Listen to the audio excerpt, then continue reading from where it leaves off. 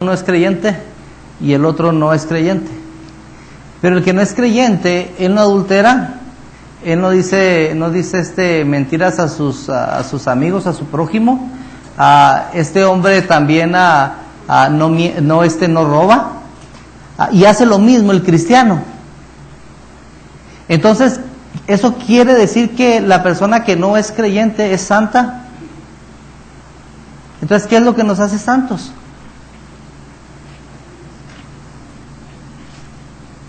¿Verdad que yo he conocido personas que se portan mejor que muchos cristianos y tienen una vida moral, aparentemente, yo no lo conocí nunca íntimamente, pero aparentemente tienen una vida moral a la vez hasta mejor que los cristianos? Bueno, pues entonces lo que nos hace santos a nosotros son dos cosas: el sacrificio de Jesús, porque su vida y su muerte y su resurrección está imputada en nosotros. Entonces nosotros, a través de la vida de Jesús, somos santos, de su muerte y resurrección. No solamente eso, sino que también nos hace santos lo que está dentro de nosotros. ¿Tenemos a quién adentro de nosotros? ¿Al qué? Al Espíritu Santo. Tenemos al Espíritu Santo dentro de nosotros, y el Espíritu Santo nos muestra a Jesús. Él nos revela quién es Jesús. Él nos guía en nuestro caminar. Entonces, si no se alcanza a través de esfuerzos humanos, ¿cómo se alcanza? Se alcanza por la presencia de Dios en nuestras vidas. Se manifiesta a través de las obras que Dios ha preparado de antemano para que anduviéramos en ellas. El Espíritu Santo se manifiesta a través de nosotros, cambiando nuestros pensamientos. El Espíritu Santo cambia nuestros pensamientos. También cambia nuestras elecciones, nuestras decisiones.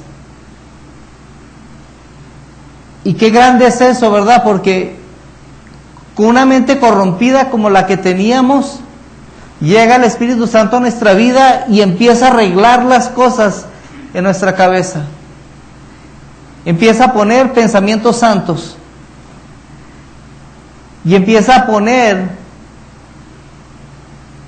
cosas en nosotros que nosotros ni siquiera sabíamos que Él podía hacer.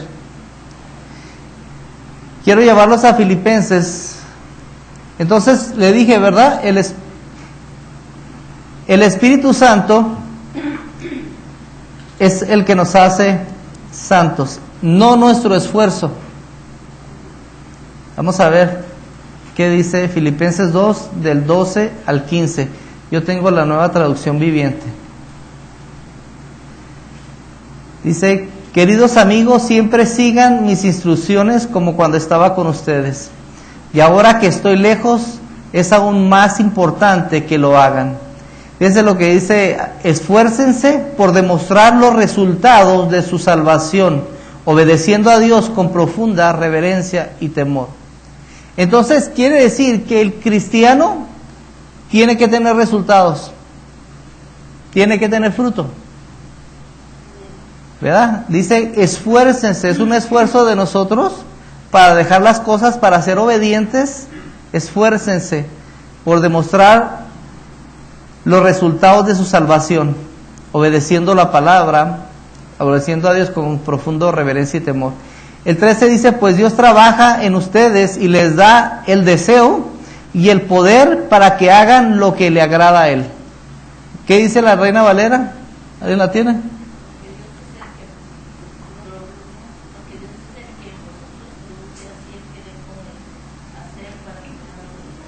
Entonces estamos viendo que Dios es el que produce en nosotros. No somos nosotros los que producimos, es Dios que produce en nosotros estas cosas, estos deseos, este deseo de cambiar. Después el 14 dice: hagan todo sin quejas, sin quejarse y sin discutir, para que nadie pueda criticarlos. Lleven una vida limpia e inocente, como corresponde a hijos de Dios, y brillen como luces radiantes en un mundo lleno de gente perversa y corrupta. Entonces, ¿Qué es lo que está diciendo Pablo a los filipenses? En primer lugar, le está diciendo que tienen que esforzarse por demostrar su salvación. ¿Ok? Pero ¿cómo se esfuerza uno?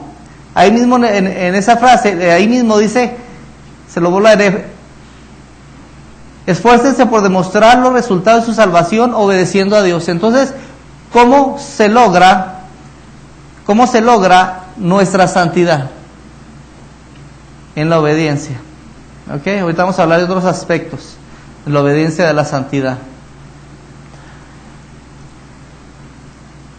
Vivimos en un mundo de gente perversa y corrupta. El cristiano debe ser diferente a esta gente. El Señor nos puso en este mundo, pero no somos de este mundo. No le pertenecemos al mundo, le pertenecemos al Señor. Y como le pertenecemos al Señor, nosotros somos sus embajadores aquí en la tierra. Nosotros vamos y le decimos a las personas: ¿sabes qué? Cristo murió por ti, y predicamos el Evangelio. Y entonces nosotros empezamos a caminar diferente que las demás personas.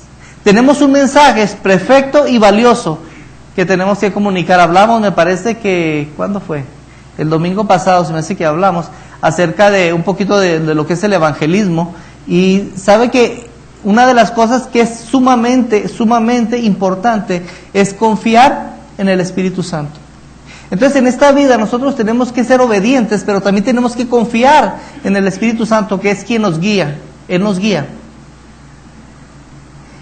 Ahora, entonces se puede decir que un santo es aquel que pertenece a Dios y vive para Dios, buscando y queriendo hacer su voluntad en todos los aspectos de su vida.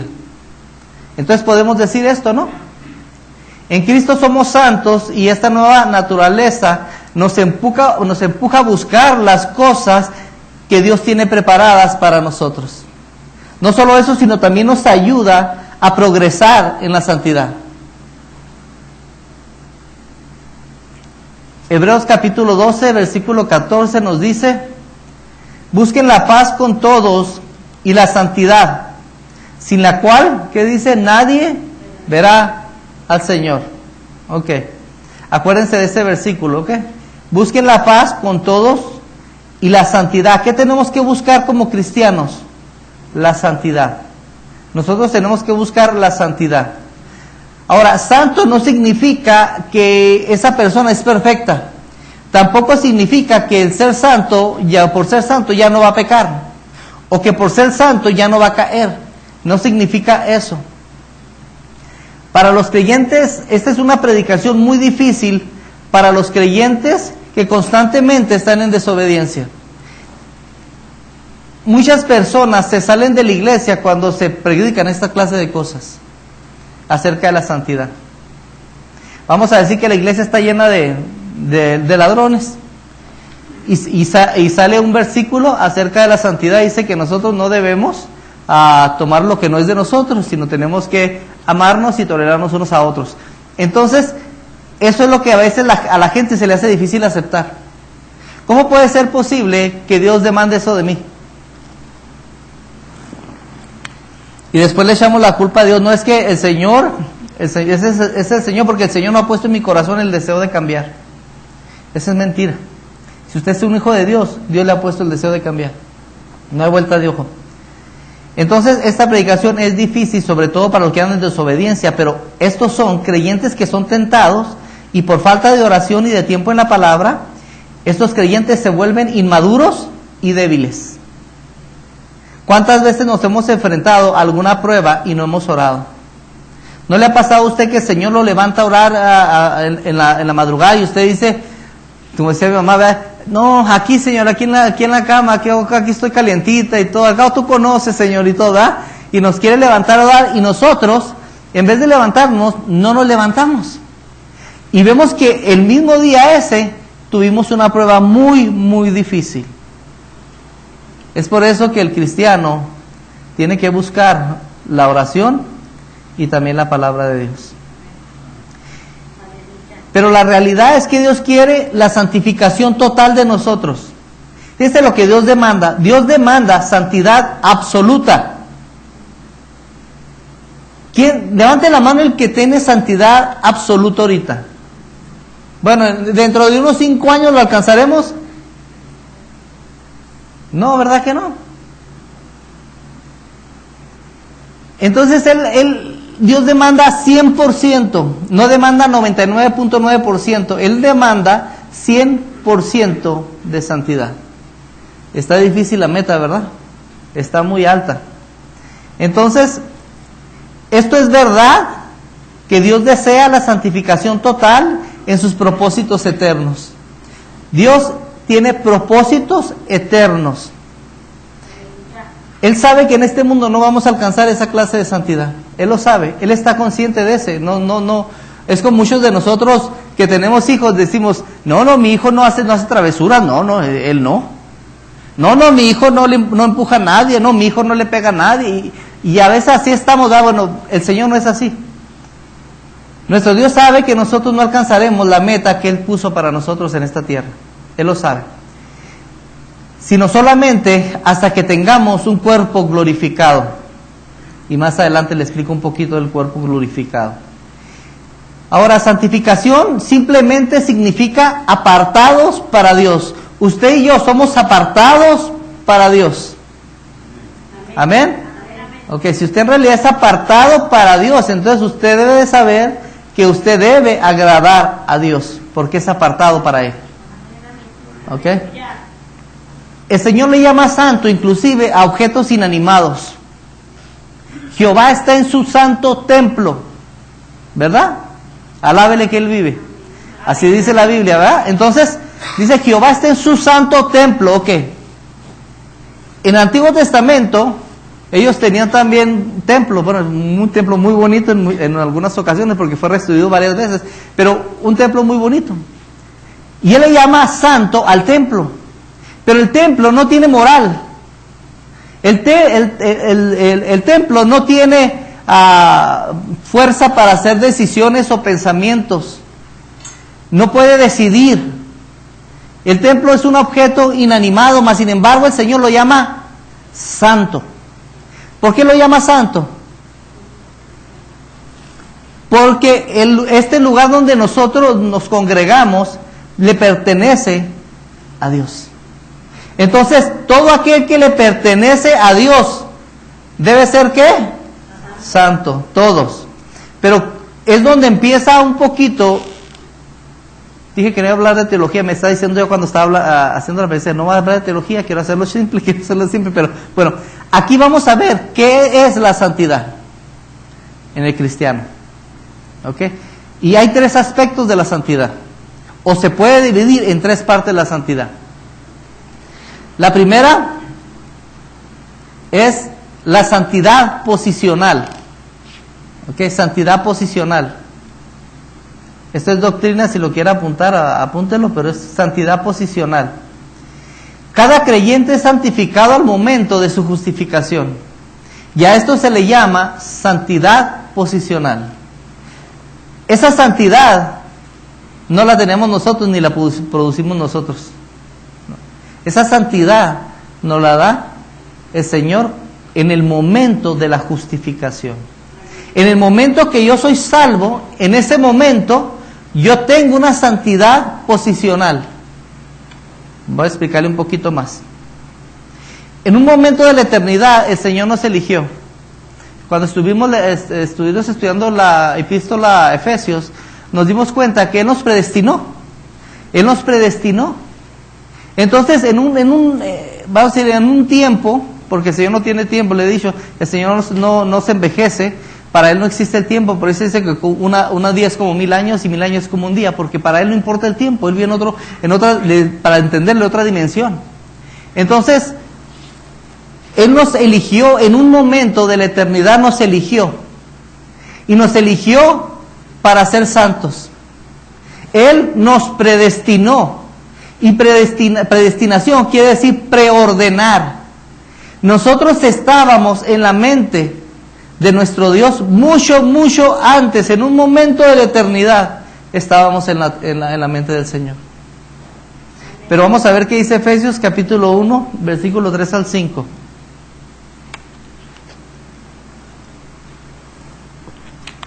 Cuando lo tengan me indican con amén. Efesios 1, 3, 5. Dice: bendito sea el Dios y Padre de nuestro Señor Jesucristo, que nos ha bendecido con toda bendición espiritual en los lugares celestes en Cristo, según nos escogió Él antes de la fundación del mundo. ¿Cuándo nos escogió? Antes, en un momento de la eternidad. No sé, millones, para nosotros millones de años, trillones de años, yo no sé. Mas sin embargo el Señor dice que Él nos escogió antes de la fundación del mundo. ¿Cuánto le dan gracias, Señor, porque estaba pensando en nosotros? Después sigue diciendo, para que fuésemos, ¿qué? Santos y sin mancha delante de Él. Entonces Él nos escogió, ¿para qué? Para ser santos. Entonces, si Él nos escogió para ser santos, nosotros debemos esforzarnos por poner de nuestra parte para ser obedientes a lo que el Señor nos ha dejado en su palabra. Sigue diciendo, nos predestinó para adopción como hijos para sí mediante Jesucristo, conforme al beneplácito ¿de qué? De su voluntad. Esta frase me impactó. Yo había leído muchas veces este versículo, pero cuando empecé a estudiar acerca de la predestinación, me habló la última palabra, conforme al beneplácito de su voluntad. Entonces, Él nos escogió simplemente por su voluntad. Muchos dicen que no, que es que Dios sabía quiénes iban a ser salvos y quiénes no iban a ser salvos, y que es por la omnisciencia de Dios. No, aquí nos dice que Él nos predestinó conforme al beneplácito de su voluntad. Simplemente todo estuvo en la voluntad de Dios. Entonces, ¿cómo podemos lograr hacernos santos? Vamos a Hebreos capítulo 10, versículo 14. Estamos hablando de santidad posicional, acuérdese, Hebreos 10, 14. Nos dice lo siguiente, yo tengo la Reina Valera actualizada. Dice, porque con una sola ofrenda ha perfeccionado para siempre, ¿a quiénes? A los santificados. Entonces, esto quiere decir que una ofrenda sirvió para santificarnos. Una ofrenda nomás. Si usted sigue leyendo a Hebreos, le dice, solamente murió Cristo una sola vez. Y el poder de esa muerte y de esa resurrección puede salvar a muchas personas en muchas épocas de tiempo. Es sumamente poderoso. ¿Se acuerdan cuando estuvimos estudiando acerca de la elección? Ay, Señor, ayúdame, ayuda a mi mente. Acerca de la elección, si me lo recuerdo, los vuelvo a decir para no tenerlos ahí esperando. Okay, la voluntad de Dios es que vivamos para satisfacer, no es para que vivamos para satisfacer nuestros propios deseos. Esa no es la voluntad de Dios. La voluntad de Dios para nosotros es que nosotros seamos santos. Entonces vimos en este versículo que una ofrenda, con solamente una ofrenda, Él puede hacer santo. Y esa fue la ofrenda de nuestro Señor Jesucristo. Y dice que ha perfeccionado, ¿para cuándo?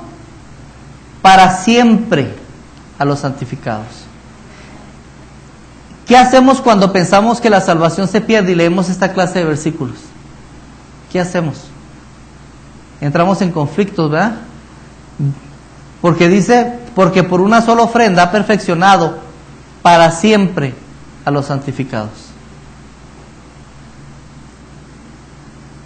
Quiero llevarlos ahora a Hebreos capítulo 10, versículo 10. Nueva traducción viviente. Dice, pues la voluntad de Dios fue que el sacrificio del cuerpo de Jesucristo nos hiciera, ¿qué? Santos. Una vez y ¿qué? Y para siempre. Se fija que nosotros fuimos enseñados de que la salvación se pierde porque lo que hace la Iglesia Católica, recuerden que protestantismo salió de la Iglesia Católica. La Iglesia Católica decía que la salvación se obtenía a través de la Iglesia. A través de la Iglesia. Y nosotros estamos viendo que la salvación proviene del sacrificio de Jesús. Entonces la Iglesia Católica decía que podías perder la salvación.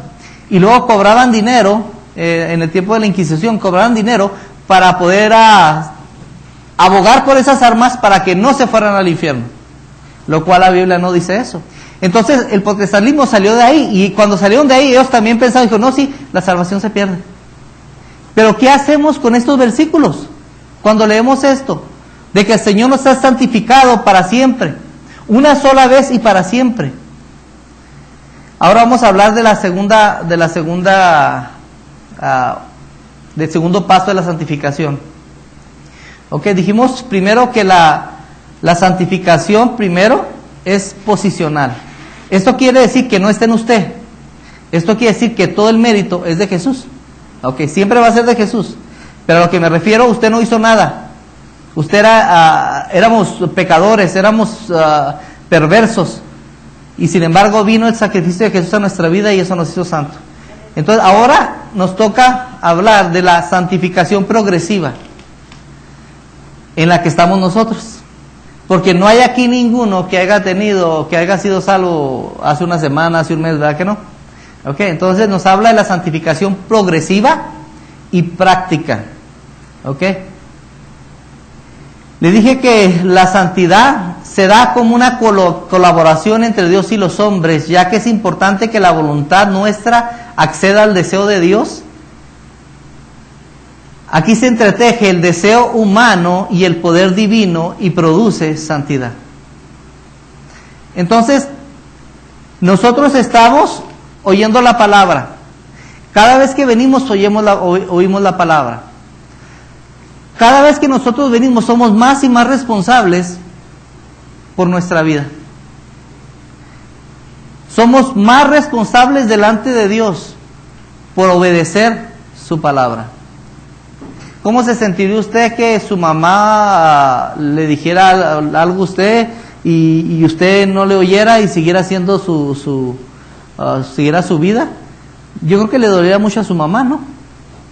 Imagínese a nuestro Padre Celestial. Ver que sus hijos no quieren santificarse, ven que sus hijos vienen día tras día a la iglesia y no quieren cambiar sus vidas. Es difícil, ¿verdad? La obediencia nos lleva a la santidad. Recuerde que la obediencia está ligada a la santidad. Dios nos hace crecer en santidad, no en contra de nuestra voluntad, sino que Él desea que nosotros pongamos nuestra voluntad.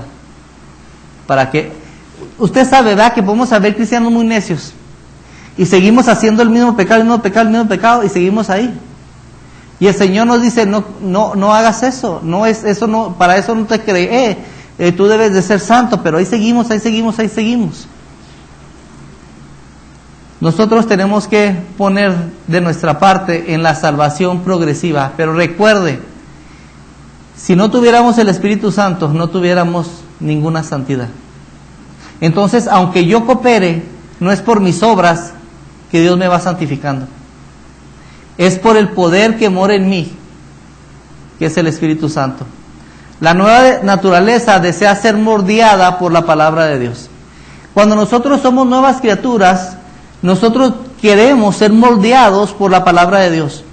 Yo siempre les he dicho, si una persona predica fuera de contexto y da sus pensamientos y da sus puntos de vista y se sale de la Biblia, entonces quiere decir que esa persona está diciendo mentiras, porque ya se salió de la Biblia. Entonces, hablamos acerca me parece, el jueves pasado hablamos acerca de ¿cómo se dice discernimiento, del discernimiento. Hablábamos de eso, ¿se acuerdan? Ok. Recordemos que antes no tenían la palabra de Dios. Entonces ellos tenían que discernir espiritualmente. Ahora nosotros tenemos la palabra de Dios. ¿Cómo discernimos nosotros? Por la palabra de Dios. No es algo místico, sino por la palabra de Dios es por la que discernimos. Entonces, si la Biblia me está diciendo que para la salvación progresiva yo tengo que cooperar con Dios, yo tengo que ceder mi voluntad, yo tengo que ser obediente, entonces debemos hacerlo. Mira, vamos a ver lo que dice 1 Tesalonicenses capítulo 4, versículo 3 al 5. 1 Tesalonicenses 4, versículo 3 al 5, tengo la Nueva Traducción Viviente, dice: la voluntad de Dios es que sean, ¿qué? Santos, nuevamente, ¿verdad? Santos. Entonces aléjense de todo pecado sexual.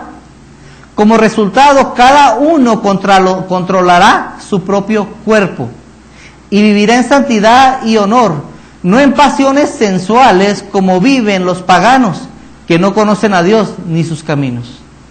Entonces, esta palabra es para nosotros, no es para los de afuera, es para nosotros. La voluntad de Dios es que seamos santos. Entonces se nos dice que nosotros tenemos que alejarnos de todo pecado sexual. Pero también tenemos que alejarnos de todo tipo de pecado. No solamente el sexual, de todo tipo de pecado. Ahora, Dios quiere que crezcamos en santidad. ¿Cuántos dicen amén? Dios quiere que crezcamos en santidad. En la santidad progresiva y práctica, los cristianos se apartan más y más para Dios, leyendo, meditando y siguiendo la palabra de Dios. Uno se convierte más y más a un hombre o a una mujer de Dios. Mientras más somos obedientes, empezamos a parecernos más a Cristo. ¿Sabe que una de las cosas que podemos decir, de las grandes cosas que el Señor tenía aquí en la tierra, era la obediencia? Él era obediente, no era como nosotros, hermano. Me imagino que él, estando cansado después de estar predicando, después de andar caminando mucho tiempo, yo creo que él estaba cansado y el Padre le decía: quiero hablar contigo, sube al monte, y los discípulos se quedaban dormidos. A lo mejor Jesús también en su carne decía: pues que yo también tengo sueño, yo también. Pero él era obediente, él iba a orar. ¿Se acuerda cuando estaba orando a su última oración en el Getsemaní? Y él decía que nosotros teníamos que, dice el versículo, alguien me lo lee por favor, versículo Juan 17, 16 y 17, por favor.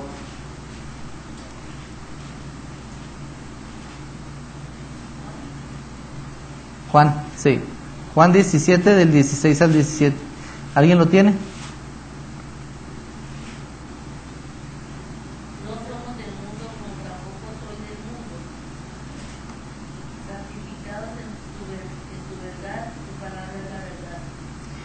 Entonces vemos que nuevamente que nosotros somos santificados a través de nuestra obediencia.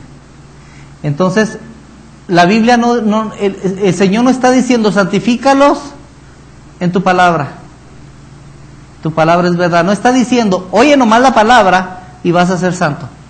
Eso no está diciendo. Lo que Él está diciendo es de que nosotros recibimos santidad cuando obedecemos la palabra de Dios. Quiero llevarlos ahora a Hechos capítulo 20, versículo 32. Hablando a los ancianos o predicadores de la iglesia de Éfeso, Pablo dijo lo siguiente: y ahora, hermanos, os encomiendo a Dios y a la palabra de su gracia, que tiene el poder para sobreedificarlos y darlos herencia con todos los que los santificados, con todos los santificados. Nuevamente, y ahora, hermanos, os encomiendo a Dios, ¿y a quién? Y a la palabra de su gracia, que tiene poder para sobreedificarlos y darles herencia con todos los santificados. La santificación práctica es un proceso donde Dios empieza a limpiarnos más y más cada día. Donde el creyente va adoptando más y más el carácter de Cristo. Y también, cuando obedecemos más, empezamos a crecer. Espiritualmente empezamos a crecer. Ya no somos aquellos cristianos débiles, inmaduros. Ahora somos santos. No por nuestra, lo vuelvo a repetir, no por nosotros, es una cooperación, pero eso, si no tuviéramos el Espíritu Santo, nosotros no seríamos santos. Entonces no es por nuestras fuerzas, no es por nuestros hechos, lo único que Dios pide es la cooperación en su obediencia. Ahora vamos a ver la tercera etapa de la santidad.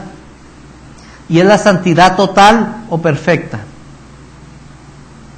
El cristianismo tiene una base fundamental sobre la cual se sostiene. ¿Cuál es?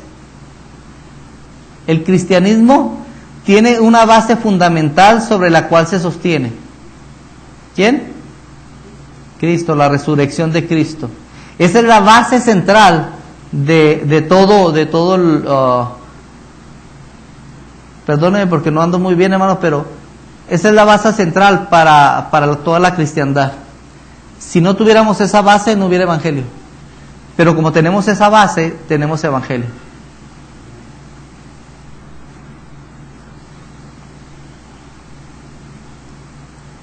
Okay.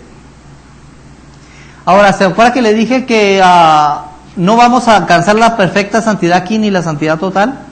Okay. ¿Dónde la vamos a alcanzar? En el cielo. Okay, ¿la vamos a alcanzar en el cielo? Bueno, esto se logra cuando Cristo venga por su iglesia. Okay, cuando Cristo venga por su iglesia. Y quiero que preste atención porque cuando nosotros morimos, ¿a dónde vamos? Entonces ya usted es santo, pues ya cuando se va para estar presente con el Señor, ya es santo usted completamente. ¿Okay? ¿Dónde está su cuerpo? Su cuerpo está aquí, en la tierra, ¿verdad? Cuando usted se muere, cuando yo me muero, vamos a la presencia de Dios. Pero ahora, estamos con Él, por lo tanto, esa alma es santa, pero el cuerpo sigue siendo pecador. ¿Ok? Esto sucederá en el momento del rapto. En el momento del rapto, Jesús viene por su iglesia. Y cuando Él esté en los aires, porque no va a tocar la tierra, cuando Él esté en los aires, los muertos en Cristo resucitarán primero. Todos los que murieron, todos los cristianos que murieron, se van a levantar. Ahora usted me va a decir, ¿cómo puede ser esto? Muchos de ellos son ya polvo, ya no existen. Bueno, ese es el poder de Dios. Dios va a transformar el cuerpo.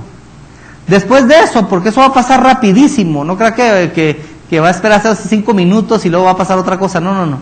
Los muertos en Cristo resucitarán primero. Y después nosotros, los que hagamos quedado, si nosotros somos esa generación, lo vamos a ver. No veremos muerte. Iremos al cielo y seremos transformados. Nuestro cuerpo será transformado. Mire, 1 Tesalonicenses capítulo 4, versículo 16 al 18. Ahora, le dije, ¿verdad? Que usted, vamos a decir, los que ya murieron, están en la presencia de Dios, ¿verdad? Ok. En la resurrección, esas personas van a tomar el cuerpo y el Señor les va a dar un cuerpo glorificado. 1 Tesalonicenses 4, 16 al 18 dice: el Señor mismo, con voz de mando, con voz de arcángel y trompeta de Dios, descenderá del cielo. Entonces los muertos en Cristo resucitarán primero. ¿Ok? Recordemos que esto es algo que pasa rápidamente. No crea que va a pasar una semana, se levantaron todos los muertos y luego después, en otra semana, nosotros vamos a ser transformados. No, esto ocurre en el tiempo de Dios y recuerden que para Dios no hay tiempo. ¿Ok? Entonces los muertos en Cristo resucitarán primero. Luego nosotros, los que vivamos, los que hayamos quedado, seremos ¿qué? Arrebatados juntamente con ellos en las nubes para recibir al Señor en el aire. Y así estaremos siempre con el Señor. Por lo tanto, alentados los unos a los otros con estas palabras. Entonces, recordemos, si morimos antes de que el rapto venga, nosotros al despertar o al cruzar del Jordán, como hay muchos cantos, ¿verdad? Al cruzar el Jordán, bueno, cuando nosotros pasemos a la vida eterna, el Señor nos va a estar esperando. Pero nuestro cuerpo se queda aquí. Pero Él prometió resucitar el cuerpo. Dios lo prometió. Ahora, ¿cómo va a ser su cuerpo? ¿Sabe cómo va a ser su cuerpo? Su cuerpo glorificado va a ser semejante al de Cristo. Los apóstoles vieron a Cristo, ¿verdad? ¿Qué? Y Él podía entrar a través de las paredes, ¿verdad? Y podía comer. Ese cuerpo, hermano, es un cuerpo glorioso. Y solamente en ese estado es cuando podemos alcanzar la santidad total. Vamos a ver qué pasa con los vivos. Los vivos serán cambiados. 1 Corintios capítulo 15, versículo 52. Nos dice así: en un momento, en un abrir y cerrar de ojo, a la final trompeta, porque se tocará la trompeta y los muertos serán resucitados, ¿qué? Incorruptibles, y nosotros seremos, ¿qué?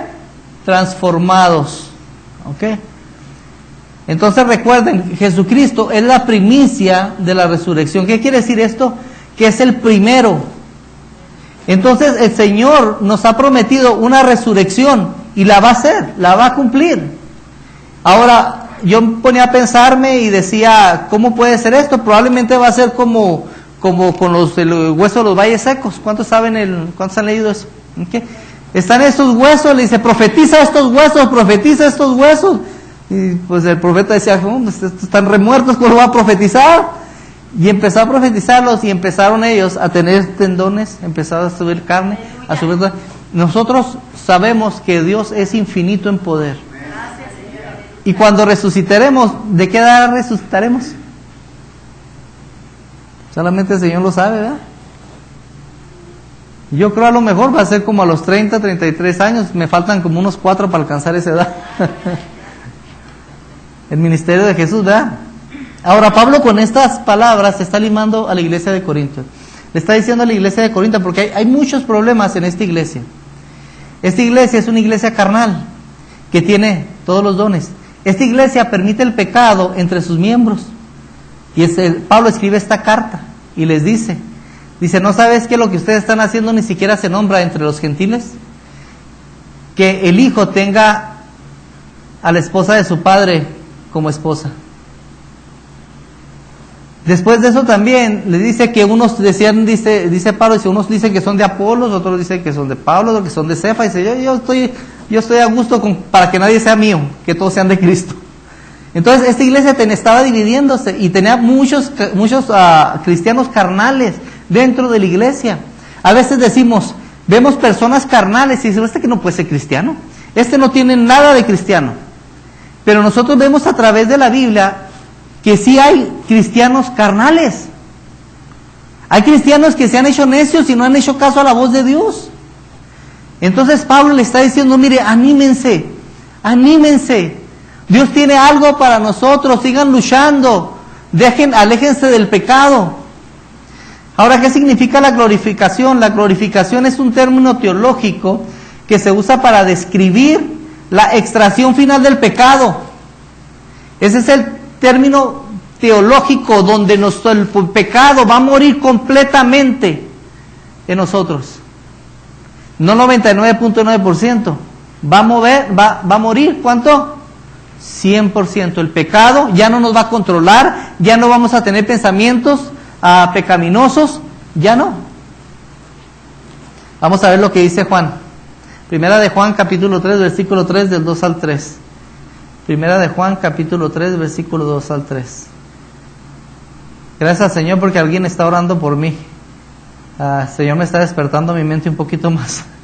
Ok, Primera de Juan capítulo 3, versículo 2 al 3. Dice lo siguiente: amados, ahora somos hijos de Dios, y aún no se ha manifestado lo que hemos de ser.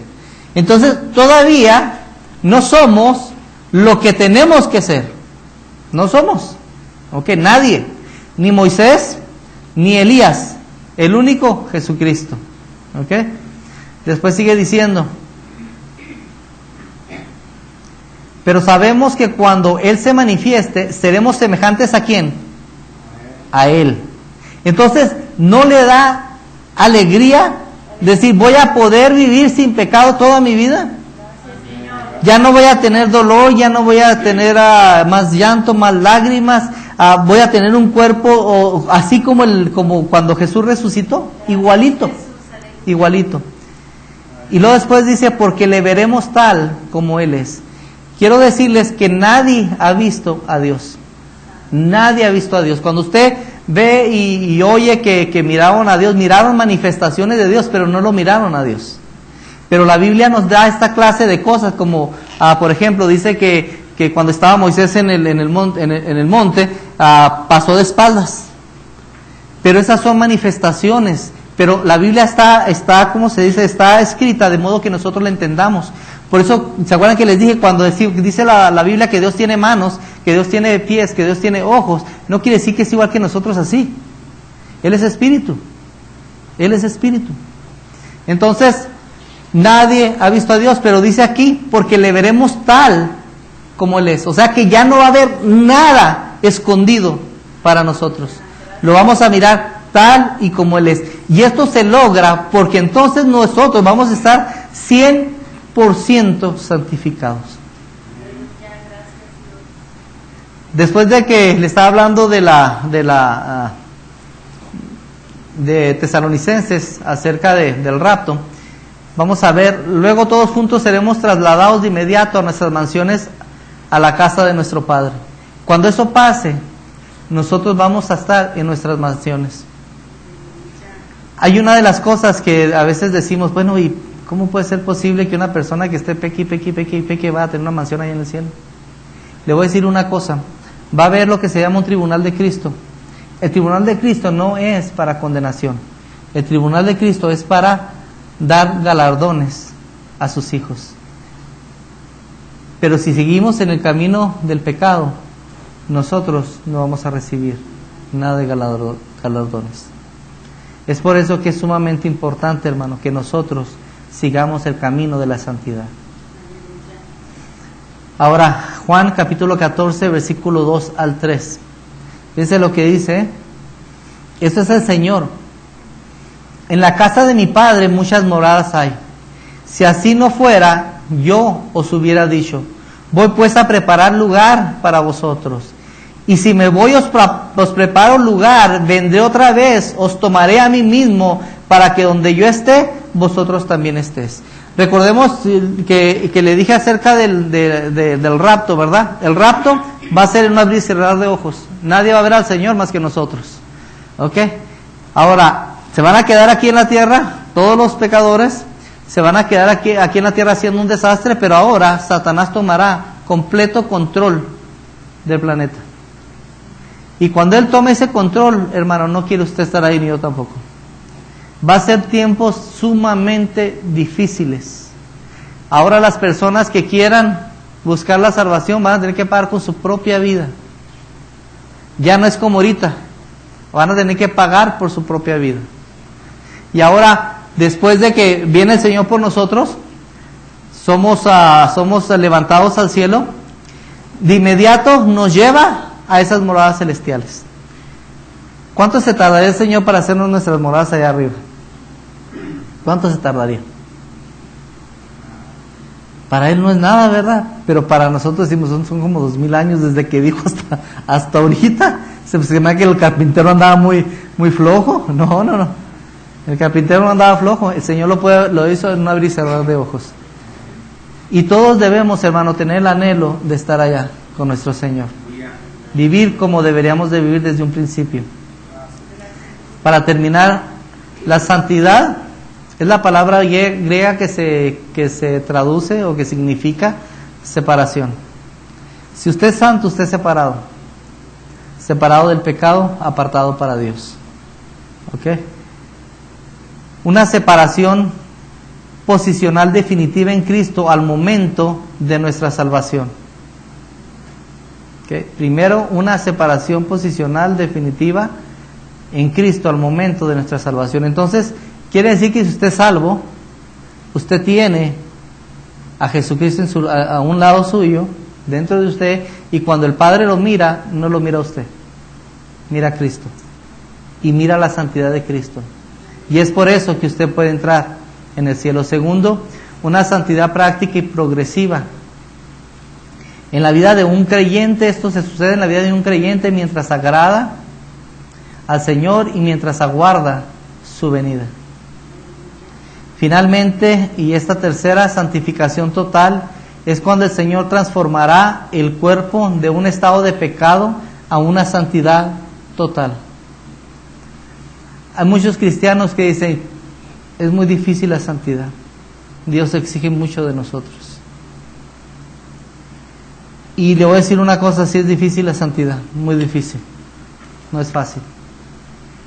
Muchos cristianos se quedan en el camino porque dicen, se desaniman, dicen, no, es que yo nunca voy a poder ser santo, yo nunca voy a poder hacerlo esto, yo nunca voy a poder hacer lo otro. La santidad es difícil, hermano, pero no es imposible. Tenemos que seguir creciendo en santidad. La iglesia debe crecer en santidad. Todas sus acciones deben ser santas. Todas sus acciones deben demostrar esa santidad.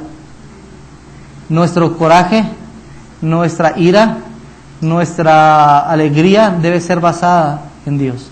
Usted puede tener mucho coraje y mucha ira, pero tiene que ser en contra del pecado.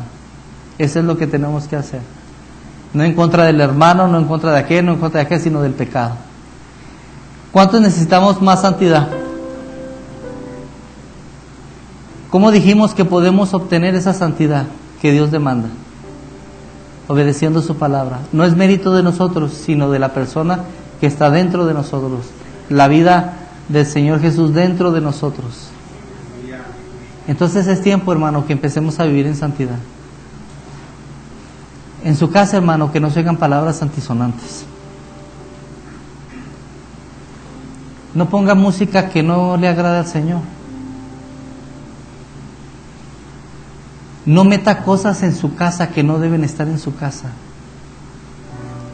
Usted es apartado para Dios. Todo lo que tiene que ver con usted debe estar apartado para Dios. No podemos contaminarnos de esa manera. Saque todo de su corazón. Si usted tiene algo contra un hermano, sáquelo. No lo deje ahí. El Señor quiere hacernos más santos cada día, cada día. Esta es una oportunidad para recapacitar y decirle al Señor, Señor, mira, aquí estoy, te necesito. Yo necesito tu salvación, necesito tu santidad. ¿Podremos pasar a este altar? Todo el que pueda, pase al altar, hermano. Vamos a pedirle al Señor que nos dé fuerza para vencer lo que nosotros no podemos. Padre, te damos gracias en esta mañana por tu palabra. Señor, te doy gracias porque me permitiste exponerla. Te doy gracias porque dependo completamente de ti, Señor. Padre, todos estamos aquí, Señor, reconociendo que somos insuficientes.